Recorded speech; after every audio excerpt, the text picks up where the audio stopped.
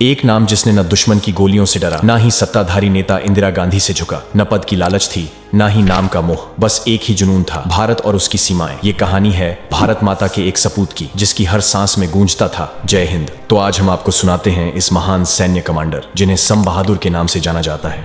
दोस्तों, अगर हम फील्ड मार्शल सैम मानेकशॉ की जीवन कहानी पर गौर करें तो पाएंगे कि उनका भारत के साथ शायद ही कोई अटूट रिश्ता था। यही कारण है कि तमाम उथल पुथल के बावजूद उन्हें भारत से अलग नहीं किया जा सका। पारसी परिवार से ताल्लुक रखने वाले सैम मानेकशॉ के पिता होर्मुसजी मानेकशॉ पेशे से डॉक्टर थे, जो अपने परिवार के साथ आज के गुजरात के कोसल क्षेत्र के वालसाड़ में रहते थे। होर्मुसजी के लाहौर में कई दोस्त थे, इसलिए वह वहां अपनी मेडिकल प्रैक्टिस स्थापित करना चाहते थे। इसी वजह से 1903 में अपनी पत्नी हिला मेहता के साथ वालसाड़ से लाहौर के लिए रवाना हुए। लेकिन संयोग से जैसे ही उनकी ट्रेन अमृतसर पहुंची, हिला को प्रसव पीड़ा होने लगी। नतीजतन उन्हें अमृतसर में ही रुकना पड़ा, जहां हिला ने स्टेशन मास्टर और कुछ अन्य लोगों की मदद से सैम के बड़े भाई को जन्म दिया। होर्मुसजी का परिवार ऐसी स्थिति में लाहौर की यात्रा नहीं कर सका, इसलिए उन्होंने कुछ हफ्तों के लिए अमृतसर में रहने का फैसला किया। लेकिन वो हफ्ते महीनों में और महीने सालों में बदल गए और होर्मुसजी और उनका परिवार अमृतसर में ही बस गए। होर्मुसजी की मेडिकल प्रैक्टिस भी वहीं फलती फूलती रही और 3 अप्रैल 1914 को मानेकशॉ परिवार की 5वीं संतान के रूप में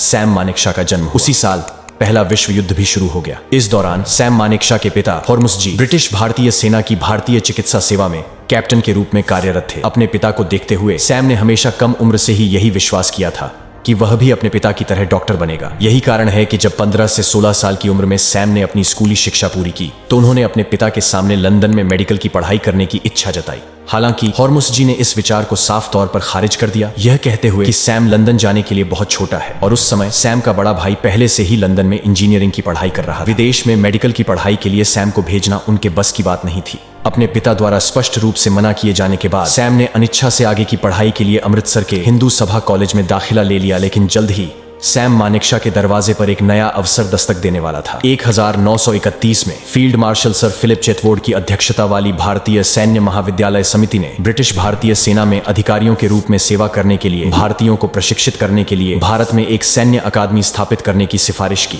इसके बाद इंडियन मिलिट्री एकेडमी IM की स्थापना हुई और प्रवेश परीक्षाएं आयोजित की गई। यह सपना था कि अपने पिता के पद चिन्हों पर चलकर सेना में शामिल हों या लंदन नहीं भेजे जाने के विद्रोह का परिणाम। इस बार सैम अपने पिता की इच्छा के खिलाफ और IMI के लिए आवेदन किया। 1 अक्टूबर 1932 को जब परिणाम घोषित किए गए तो सैम मानेकशॉ चयनित 40 कैडेटों में 6ठे स्थान पर रहे। इस तरह मानेकशॉ की महान सैन्य यात्रा शुरू हुई। भले ही सैम मानेकशॉ अपनी जिद पूरी करने के लिए ब्रिटिश भारतीय सेना में शामिल हुए हों, इसमें कोई शंका नहीं है कि वह एक सैनिक के रूप में पैदा हुए थे। एक ऐसा सैनिक जो निडर, बहादुर था और मौत का सामना करने और दुश्मन से लड़ने का साहस रखता था, जैसा कि उन्होंने 1942 में द्वितीय विश्व युद्ध के दौरान प्रदर्शित किया। उस दौरान युद्ध की परिस्थितियों और अधिकारियों की कमी को देखते हुए सैम मानेकशॉ को दोहरी पदोन्नति मिली। इस अतिरिक्त जिम्मेदारी के साथ वह बर्मा में सितंग नदी के किनारे एक युवा कप्तान के रूप में ब्रिटिश भारतीय सेना के जवानों का नेतृत्व कर रहे थे, जहां उन्हें एक भयंकर युद्ध में जापानी सेना का सामना करना पड़ा। इस लड़ाई के दौरान एक जापानी मशीन गन की 9 गोलियां सैम मानेकशॉ के फेफड़ों,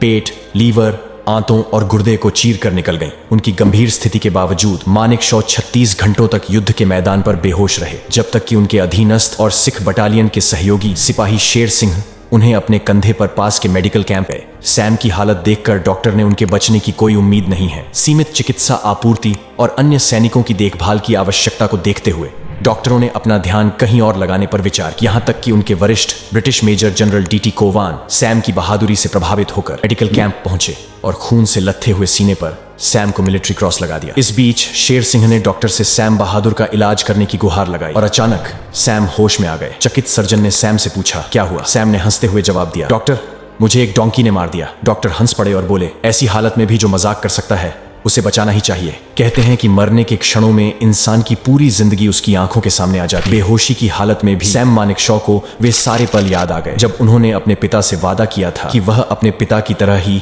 अपने देश की सेवा करेंगे। लहूलुहान आंखों से वह खुद को बचाने की कसम खाते हुए नजर आए। ऐसा कहा जाता है कि जिसे जीने की इच्छा होती है मर नहीं सकता। सैम मानेकशॉ ने भी मौत को टाला और 3 महीने की देखभाल के बाद अपने शिविर में वापस आ गए। यह घटना मानेकशॉ के एक महान सैनिक बनने की यात्रा की शुरुआत थी। दोस्तों, 1947 में भारत के विभाजन के दौरान पारसी समुदाय के सैम मानेकशॉ को पाकिस्तानी सेना में शामिल होने का अवसर मिला, लेकिन उन्होंने भारतीय सेना को चुना। उन्हें गोरखा राइफल्स में नियुक्त किया गया, जहां सैनिकों को उनका नाम सैम मानेकशॉ बोलने में मुश्किल होता था, इसलिए उन्हें सम बहादुर कहना शुरू कर दिया। 1947 में कश्मीर घाटी पर पाकिस्तान के हमले के दौरान जब पाकिस्तान ने कबायली विद्रोह की आड़ में हमला किया था, तब सरदार वल्लभ भाई पटेल द्वारा विश्वसनीय सम मानेकशॉ ने एक योजनाकार के रूप में महत्वपूर्ण भूमिका निभाई थी। उन्होंने अपने सैनिकों को निडर रहने और किसी भी परिस्थिति का सामना करने का साहस दिया। उदाहरण के लिए 1962 के भारत चीन युद्ध के दौरान जब भारतीय सेना कमजोर स्थिति में थी और चीनी आक्रामकता और भारत सरकार के नकारात्मक रवैये के कारण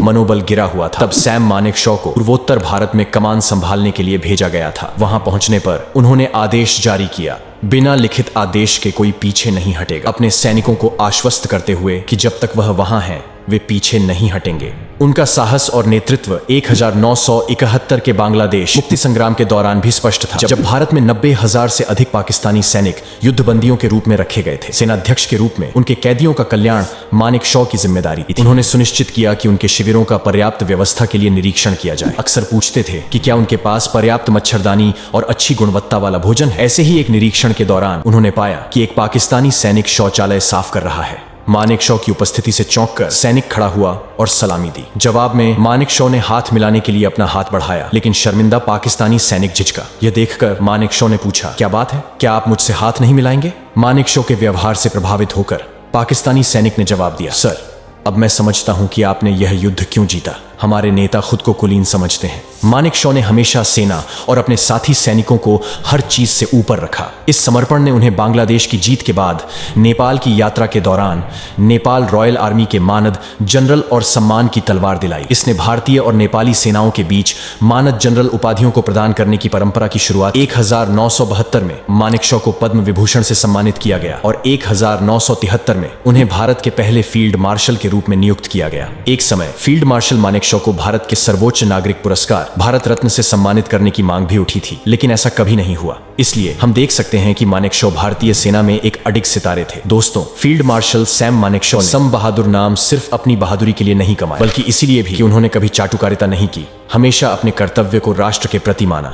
1971 में पूर्वी पाकिस्तान, जिसे अब बांग्लादेश के नाम से जाना जाता है, पाकिस्तान से स्वतंत्रता के लिए संघर्ष कर रहा था। भारत बांग्लादेश का समर्थन कर रहा था। अप्रैल 1971 में प्रधानमंत्री इंदिरा गांधी ने पाकिस्तान के खिलाफ बांग्लादेश की सहायता के लिए भारतीय सेना को तैनात करने की रणनीति पर चर्चा करने के लिए एक कैबिनेट बैठक बुलाई। सेनाध्यक्ष मानेकशॉ को इस बैठक में बुलाया गया। इंदिरा गांधी ने पूछा कि सेना बांग्लादेश से आने वाले शरणार्थियों की बढ़ती संख्या से निपटने के लिए क्या कर रही है। मानेकशॉ ने स्पष्ट रूप से जवाब दिया, मैं इसके बारे में कुछ नहीं कर रहा हूं। ये कहते हुए कि जब इंदिरा गांधी ने रॉ और बीएसएफ की मदद से पाकिस्तान के खिलाफ बांग्लादेश में विद्रोह के बीज बोए, तो उन्होंने उनसे सलाह नहीं की, इसलिए वह अब शरणार्थी संकट के बारे में कुछ नहीं कर सकते। इंदिरा गांधी उनके इस जवाब से नाराज हो गई और उन्होंने जोर देकर कहा कि सेना को तुरंत पाकिस्तान पर हमला करना चाहिए। मानेकशॉ ने दृढ़ता से जवाब दिया, अगर आप युद्ध के लिए तैयार हैं तो युद्ध होगा, लेकिन मैं इसके लिए तैयार नहीं हूं। उन्होंने बताया कि अप्रैल में पाकिस्तान पर हमला करना भारत के लिए एक गंभीर गलती हो। उन्होंने गर्मियों में हिमालयी दरों के खुलने का हवाला दिया, जिससे चीन की ओर से हमले का खतरा पैदा हो सकता है,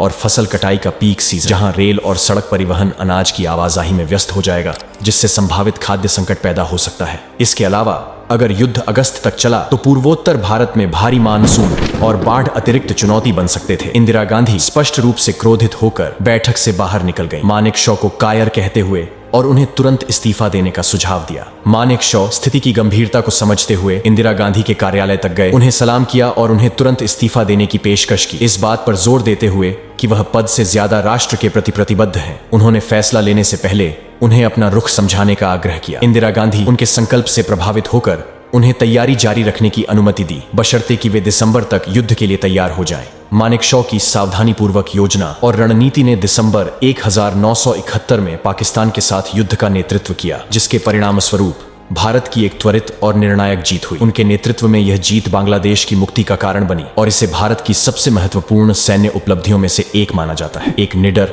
और सैद्धांतिक नेता के रूप में मानेकशॉ की विरासत कायम, जो भारतीय सैनिकों और नागरिकों को समान रूप से प्रेरित करती है। फील्ड मार्शल सैम मानेकशॉ की विरासत उनकी सैन्य उपलब्धियों से परे है। सेवानिवृत्ति के बाद भी वह सामाजिक और राजनीतिक मुद्दों पर खुलकर बोलते रहे। सेना के आधुनिकीकरण और रक्षा बजट में वृद्धि की वकालत करते हुए उन्होंने कभी भी चापलूसी नहीं की। 2008 में 94 वर्ष की आयु में फील्ड मार्शल सैम मानेकशॉ का निधन हो गया। देश ने अपने एक महान सपूत को खो दिया। उनके अंतिम संस्कार में भारत के सभी धर्मों और जातियों के लोगों ने भाग लिया, जो उनके धर्मनिरपेक्ष व्यक्तित्व और राष्ट्र के प्रति समर्पण का प्रमाण था। फील्ड मार्शल सैम मानेकशॉ का जीवन वीरता, कर्तव्यनिष्ठा और नेतृत्व का प्रतीक है। वह उन लोगों के लिए एक प्रेरणा बने हुए हैं जो सत्यनिष्ठा और बिना किसी डर के सच बोलने में विश्वास रखते हैं। सम बहादुर का नाम भारतीय सैन्य इतिहास में हमेशा स्वर्ण अक्षरों में लिखा रहेगा।